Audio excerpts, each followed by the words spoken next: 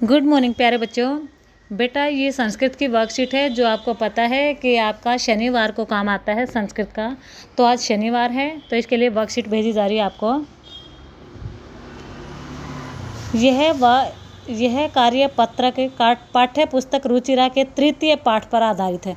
देखो बेटा, आपकी संस्कृत की किताब का नाम रुचिरा है और उसके तीसरे पाठ से तृतीय पाठ से यह गद्यांश लिया गया है। इस गद्यांश को बड़े अच्छे से पढ़ोगे, समझोगे और उसके बाद इन नीचे लिखे गए प्रश्नों का उत्तर दोगे। ठीक है, तो अभी पढ़ने की कोशिश करते हैं।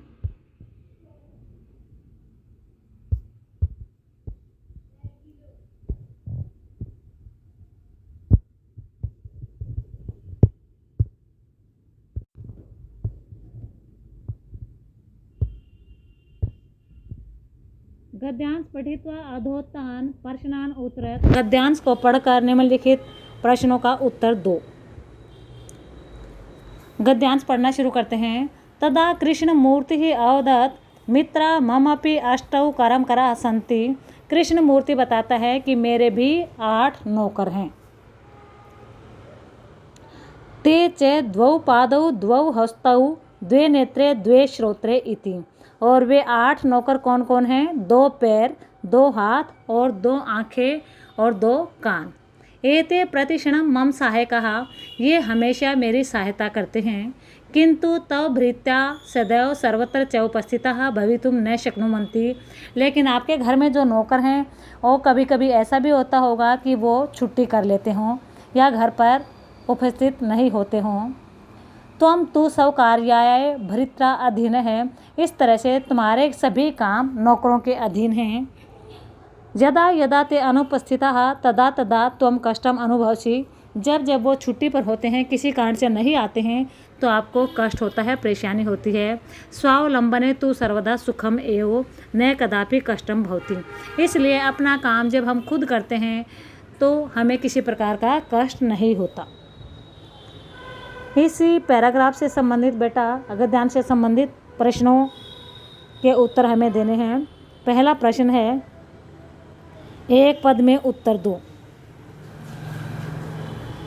कृष्ण मूर्ति है कति कर्म करः। कृष्ण मूर्ति के कितने कर्म कर हैं, अर्थात नौकर हैं, सहायक हैं। तो इसका आंसर आ जाएगा अष्टौ। अष्टौ कर्म करः। एक पद में उत्तर देना है, इसलिए इसका आंसर लिखना है अष्टौ कर्म करः। दूसरा है, कस्मिन् सदा सुखम भवति। किस में हमेशा सुख होता है। लास्ट वाली लाइन आप देखोगे, सर्वदा।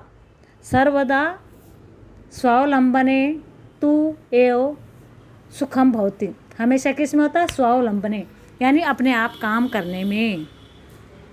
कृष्ण मूर्ति के प्रतिक्षणम सहायकः। कृष्ण मूर्ति कहता है कि कौन उसके प्रतिक्षण सहायक हैं। कौन है? उन्होंने क्या 8 नौकर कौन कौन से बताए हैं? 8 सहायक कौन से बताए हैं? 2 हाथ, 2 पैर, 2 कान और 2 आँखें। इस तरह से उन्होंने कितने? 8 नौकर बताए हैं। तो इस तरह से सेकंड लाइन इसका आंसर हो जाएगा। भाष्य कार्यम, ये भाषा से संबंधित कार्य है। पर्यायम चित्वा लिखत। पर्याय चुनकर लिखो। पर्याय का मतलब होता है पर्यायवाची शब्द, जिसको समानार्थक शब्द भी कहते हैं। पहला है सेवकः। सेवकः का आंसर आ जाएगा कर्म करः। इसका दूसरा आ जाएगा सहायकः। इसके 2 हो सकते हैं बेटा जो आपके इसमें पैराग्राफ में आए हैं। एक है कर्म करः, दूसरा है सहायकः। दुखम। दुखम का मतलब होता है परेशानी। तो परेशानी के लिए कौन सा शब्द आया है? कष्टम। देखो नीचे वाली लाइन में, लास्ट वाली लाइन में पहला ही शब्द है कष्टम, तो ये इसका आंसर हो जाएगा। प्रश्न 2, मंजूषात है पदानि चित्वा रिक्त स्थानानि पूज्यत। मंजूषा से नीचे दिए गए शब्दों को चुनकर खाली स्थानों को भरो। मंजूषा होता है बॉक्स, बॉक्स को कहते हैं मंजूषा।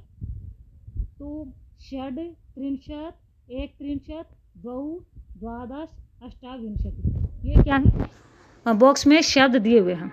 षड का मतलब होता है 6, त्रिंशत 30, एक त्रिंशत 31, द्वौ 2, द्वादश 12, अष्टाविंशति 28। इस तरह से हम पहले खाली स्थान भरने की कोशिश करते हैं। कै डैश ऋत्वः भवन्ति, कितनी ऋतुएं होती हैं? 6। तो इसका आंसर आ जाएगा षड। अब दूसरा है मासः डैश भवन्ति, कितने मास होते हैं, कितने महीने होते हैं? 12। तो 12 के लिए क्या शब्द है? द्वादश। तो ख का आंसर आ जाएगा द्वादश। तीसरा है एकस्मिन् मासे डैश अथवा डैश दिवसः भवन्ति, इसमें एक महीने में कितने कितने दिन होते हैं? या तो इतने होते हैं या फिर इतने हैं। 30 और 31, फरवरी को छोड़कर सभी महीनों में 30 या 31 इन दोनों में से दिन होते हैं। तो पहले में आ जाएगा 63, दूसरे में आ जाएगा 31। अब आगे है 4, फरवरी मासे सामान्यतः डैश दिनानि भवन्ति, फरवरी के महीने में सामान्यतः कितने दिन होते हैं? 28। केवल मात्र लीप ईयर होता है तभी 29 दिन होते हैं, नहीं तो फरवरी में कितने दिन होते हैं? 28। तो 28 के लिए यहाँ पे शब्द है अष्टाविंशति। अगला है मम शरीरे डैश हस्तौ स्तः, मेरे शरीर में कितने हाथ हैं? हाथ कितने होते हैं? 2। तो 2 के लिए शब्द आया है द्वौ। अब तीसरा प्रश्न है, देखो बेटे नीचे कुछ पिक्चर दी हुई हैं, तस्वीरें दी हुई हैं, उनको देखकर गिनकर उनकी संख्या आपको नीचे लिखनी है। चित्राणि गणित्वा तदने संख्यावाचक शब्दम लिखत, इन चित्रों को देखना है बहुत अच्छे से और उसके बाद सही सही गिन के उनके संख्या आपको संस्कृत में इनके नीचे जो लाइन दे रखी है उसमें लिखनी है। ये क्वेश्चन आप अपने आप करोगे। अब चलते हैं अगले क्वेश्चन की ओर।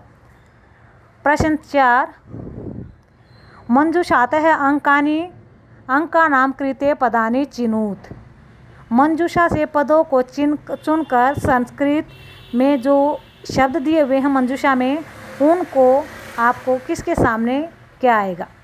जैसे इन्होंने मैथ्स की गणित वाली गिनती दे रखी है 28, 24, 30, 40, 27, 50 और 31, इस तरह से इन्होंने गिनती दे रखी। ठीक है, इन गिनतियों को आपको संस्कृत में शब्द दे रखे हैं, इनको संस्कृत में क्या कहते हैं? तो जैसे 28 को क्या कहेंगे?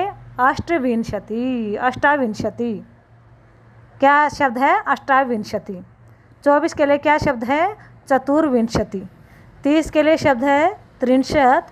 40 के लिए शब्द है चत्वारिंशत्। 27 के लिए शब्द है सप्तविंशति। 50 के लिए 50 और 31 के लिए 31। इस तरह से आपको ये वाली वर्कशीट कंप्लीट करनी है। बड़े अच्छे से अपनी संस्कृत की कॉपी में आप सारे बच्चे इस काम को करोगे। जैसे आपने पहली वर्कशीट अपनी कॉपी में डेट वाइज लिखी हुई हैं, उनके आंसर्स लिखे हुए हैं, क्वेश्चन आंसर, इस तरह से आप